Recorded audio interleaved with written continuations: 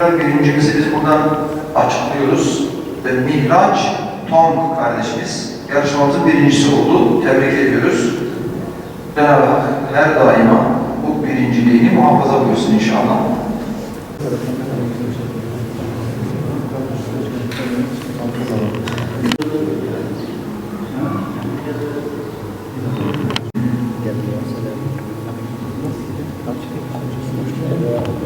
Kur'an-ı Kerim'i güzel okuma yarışmasına hoş geldiniz.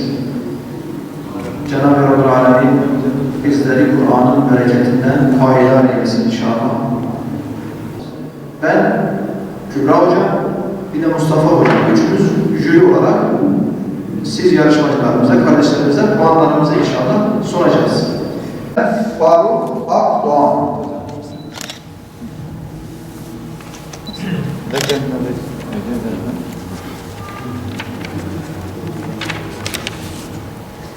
Başlığını bize söyle bir tane.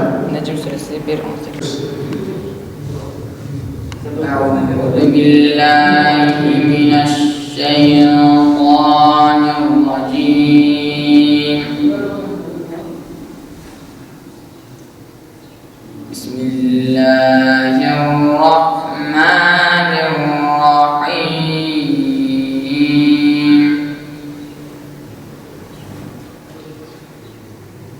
والنجم إذا هوى ما كذب الفؤاد ما رأى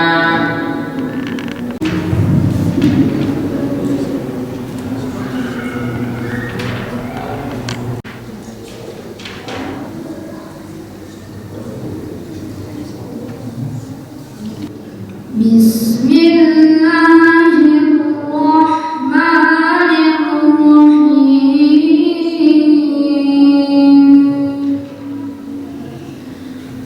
ويوم ينفخ في الصور ففزع من في السماوات ومن في الأرض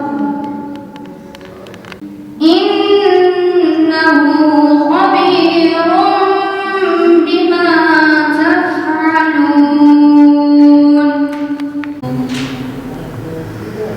أولئك على هدى من ربهم وأولئك هم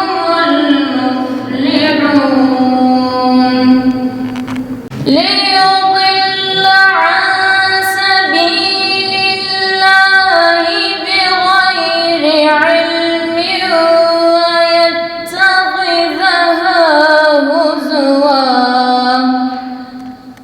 وإذا تتلى عليه آياتنا صدق الله العظيم.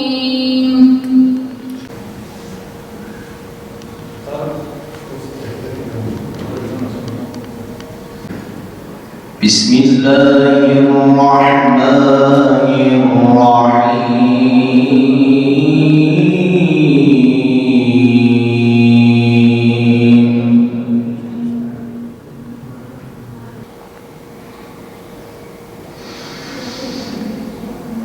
ومنهم من ينتظر وما بدلوا تبديلا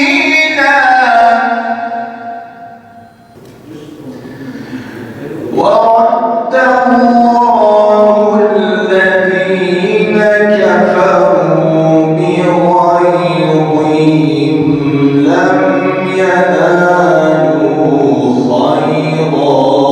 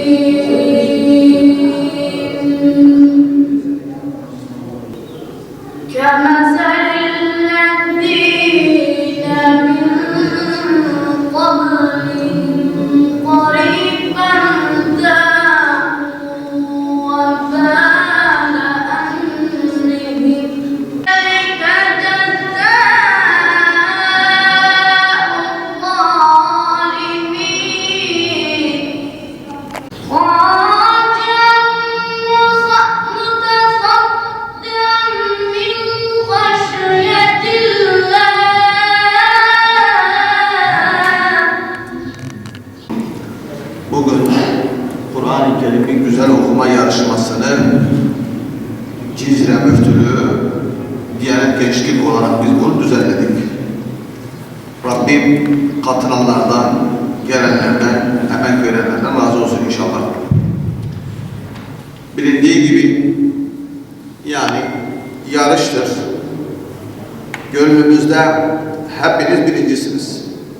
Hepiniz bizim yanımızdan birincisiniz. Bunda şüpheniz olmasın. Ama gel gör ki yarışın da bir kuralı var. O kurala göre efendim eda, seda, tecvid, güzel okuma vesaire biz ona göre puan veriyoruz. Bu puana göre biriniz birinci olacak. Yani bu kağıt üzerinde bir birinci. Normalde gönlümüzün birincisi hepinizsiniz yani. Buna şüpheniz olmasın. Buradaki amacımız çocuklarımıza Kur'an-ı Kerim'i güzel okumaya teşvik etmek, onları heyecanlandırmak ve kendi o yeteneklerin farkına varabilmelerini yani bu Hz. Nuh diyarından, Nuh camiden onlara hissettirmek. Yani işlerinden edası, sedası, okuması, tecvid kuralları çok iyi olan öğrencilerimiz var.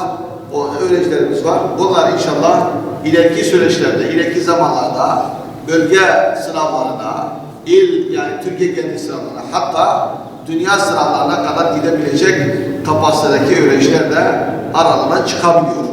Dolayısıyla biz bunu bu manada yaptık. Sizin için inşallah verimli olmuştur. Yani bu Kadir Gecesi arefesinde bu camide böyle bir Kur'an ziyafeti dinlemek de gerçekten hoştu. Edasıyla, sedasıyla, öğrencilerimizle. Rabbim hepimize hayırlı olsun inşallah. Hepinize hayırlı olsun. Daha böyle nice programları yapmayı bize, sizlere nasip etsin inşallah. Bunu inşallah her sene böyle